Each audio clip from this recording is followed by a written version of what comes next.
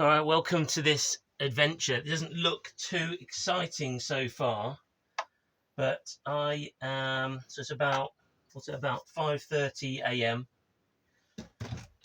on Saturday morning, and I've actually come to a place that I used to know quite well, but I can't say I really realised that it had some nice wild places to go to.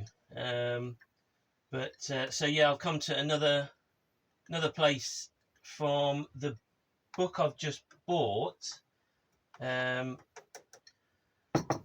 to get a second-hand version from World of Books, which is generally where I buy books from. If I'm going to buy a physical copy of books, I'll always aim to buy second-hand. And the good thing with buying from World of Books and not Amazon is World of Books are definitely more purpose-driven. And I was reading a while ago that they've actually agreed a deal where even if you buy second-hand books, the authors still get credit and still get a kickback. So the authors still benefit from the World of Books selling their second-hand books. So that's great. But anyway, all I'm doing here is I'm preparing a coffee and getting ready for the walk down. What I've got around me is the Church of the Nativity of the Blessed Virgin Mary, Studley. She's quite pretty. Somebody's nice house over there. But the bit I'm interested in is across the fields over there is the River Yarrow. So I'm going to have a go at wandering down there.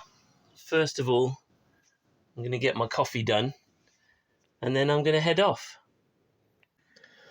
So while I wait for my coffee to brew, that's basically the picture where I'm headed.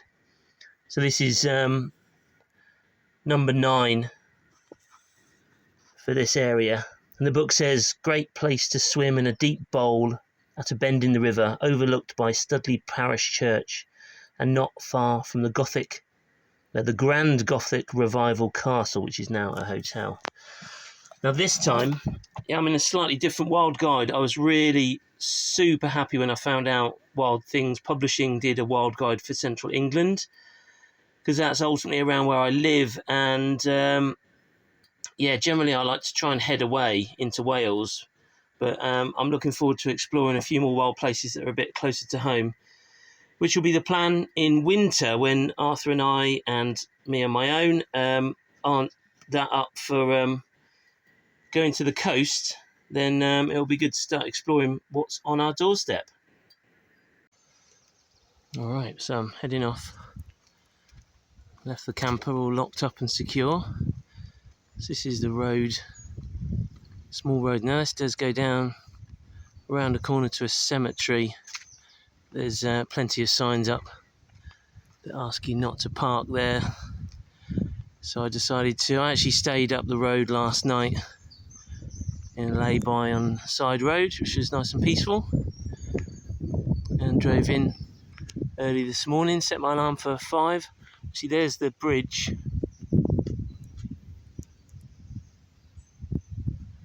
That's the bridge I'm heading to, and just up on the horizon is Studley,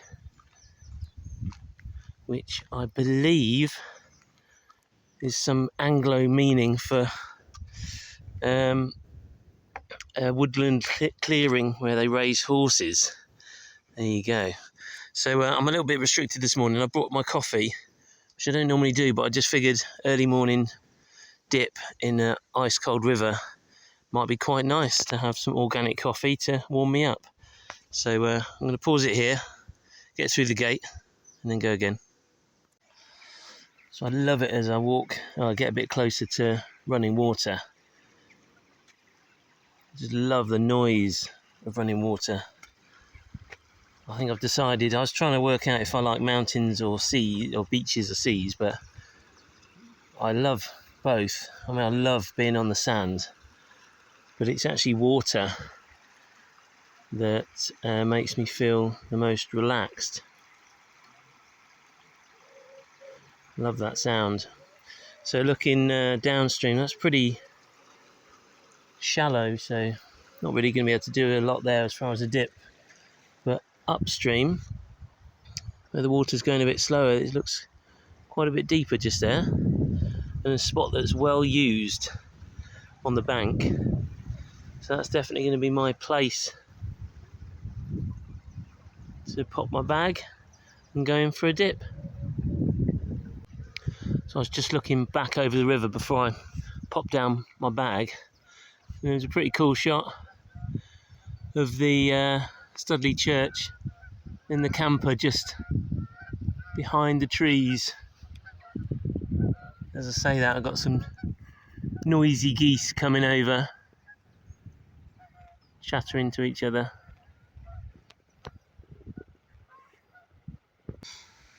There we go. So this is the after shot. I have been in there.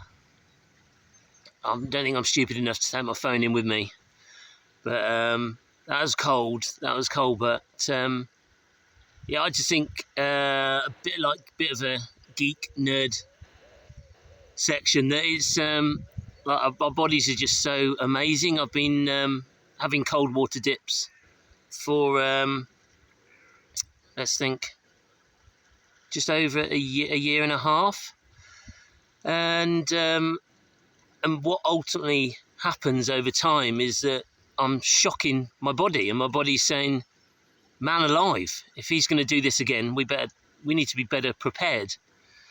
So my body, in the fat layer that surrounds my body,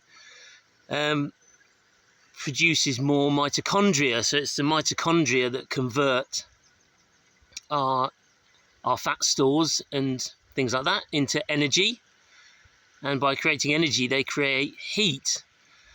So when I get in the water now, because I've been doing it for a while, after 30 seconds to a minute, it's pretty quick, I actually feel warm.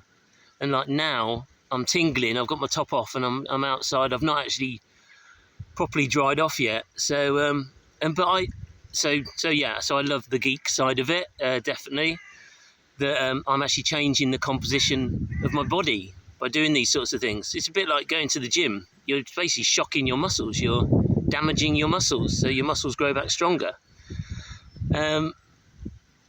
So yeah, I love that side of it. And something else that was quite amazing that I found out, or that I heard as I'm sort of doing lots of different research, is that so by the more mitochondria I have in my fat layer, it actually changes the colour of the fat to a sort of more of a brown colour. But toddlers don't shiver, is something I heard on a podcast. So they have a darker type of fat layer because they have a lot more mitochondria to keep them safe when they get cold, because they can't shiver. So there you go, a bit of a nerdy bit. Otherwise, this was going to be quite a short adventure, because, I mean, and actually this is one of the best ones to sort of get started, because behind me is the church. That's where the road is.